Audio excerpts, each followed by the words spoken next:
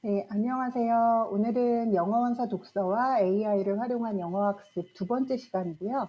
AI 시대 영어 학습은 어떻게 달라지고 있나 이런 내용으로 한번 이야기 나누어 보겠습니다. AI 시대 영어 학습 어떻게 달라지고 있을까요? 여러분들은 많이 활용하고 계신가요? 제가 봤을 때는 이 영어 학습에서 가장 중요한 특징은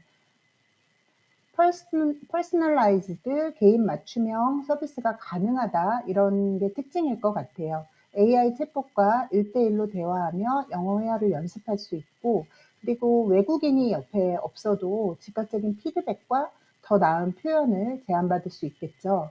그래서 나의 상황에 맞게 역할극, 롤플레잉을 해볼 수 있습니다. 그래서 면접이라든지 프리젠테이션, 여행 이렇게 내가 여러 가지 필요에 의해서 연습이 필요하다면 롤플레잉을 해볼 수 있습니다. 예를 들어서 영어 면접을 앞두고 있다면 네가 면접관을 하고 내가 인터뷰이가 돼서 우리 영어 면접을 연습해 보자. 아니면 내가 영어 프리젠테이션을 앞두고 있는데 내가 프리젠테이션을 할 테니까 그 내용에 대해서 리바이징 해줘. 아니면 좀 더 좋은 표현을 알려줘.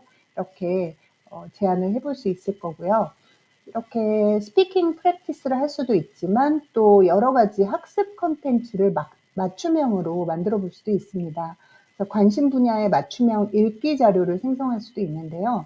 만약에 내가 아이의 학습을 도와주고 싶은데 아이가 고등학생이라면 뭐 아이가 환경 문제에 관심이 있다면 environmental 그런 환경에 대한 그런 아티클을 만들어주고 그거에 대한 understanding question과 answer를 알려줘 하면 아이에게 그 환경 문제에 대한 아티클을 읽게 하고 그거에 대해서 같이 또 문제를 풀어볼 수도 있습니다. 그리고 영어 원서를 읽은 후에 어휘를 정리할 수도 있고요. 그 다음에 내용에 대한 understanding question과 answer를 만들어 볼 수도 있고, 아니면 내가 문법 연습을 하고 싶다. 그러면 문법에 대해서 내용 정리, 그리고 문법에 대한 practice, 그 연습을 할 수 있는 문제를 만들어 달라고 할 수도 있습니다. 그리고 에세이, 라이팅 문제를 만들어서 같이 연습해 볼 수도 있는데요. 만약에 뭐 라이팅 주제를 만들어줘라고 하면 라이팅 문제를 만들어주기도 하고요. 아니면 디스커스 할 수 있는 내용을 정리해줘. 그러면 디스커스를 또 같이 해볼 수도 있습니다. 이렇게 장문, 라이팅의 지원을 받을 때 조금 더 자세히 보면 이제 뭐 내가 이메일을 써야 되거나 영어로 보고서 아니면 에세이를 써야 된다. 어떤 특징에 따라서 다양한 그 라이팅을 어드바이스를 받을 수 있고요. 지원을 받을 수 있고 문법을 교정해줘, 오류를 규정해줘 이런 것들뿐만 아니라 스타일을 개선할 수도 있습니다. 이 아티클을 좀 더 아카데믹하게 바꿔줘. 아니면 이거 좀 편안하게 써야 되는 거니까 캐주얼하게 바꿔줘. 이런 식으로 스타일을 개선받을 수 있습니다. 그래서 실시간 피드백을 받을 수 있기 때문에 영어 개인 과외 튜터처럼 활용할 수 있다는 그것이 가장 큰 특징이 아닐까 싶습니다. 그렇기 때문에 좀 자기 주도적으로 AI와 좀 지속적인 정기적으로 계속 학습을 하는 그런 과정이 좀 필요하겠죠. 네, 저 같은 경우는 이제 챗 GPT 앱을 다운로드 받아서 스피킹 연습에 활용하고 있는데요. 제가 했던 그런 스피킹 여러 프랙티스들 아니면 제가 물어봤던 것들이 이렇게 대화했던 내용의 히스토리가 여기 쌓여 있습니다.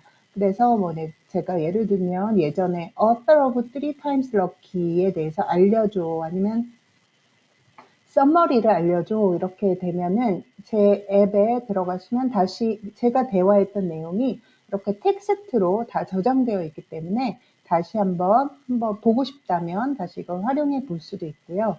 그 다음에 제가 understanding question을 만들어줘라고 했던 것이 있었는데 이거를 제가 한번 써보고 이런 문제를 다시 챗 GPT한테 물어보면 또 이렇게 답을 해줍니다. 그래서 내가 정리한 내용과 챗 GPT가 정리한 내용을 비교해서 내가 부족한 게 내가 잘 알지 못했던 것이 무엇이지 이런 것들을 다 확인해 볼 수가 있습니다.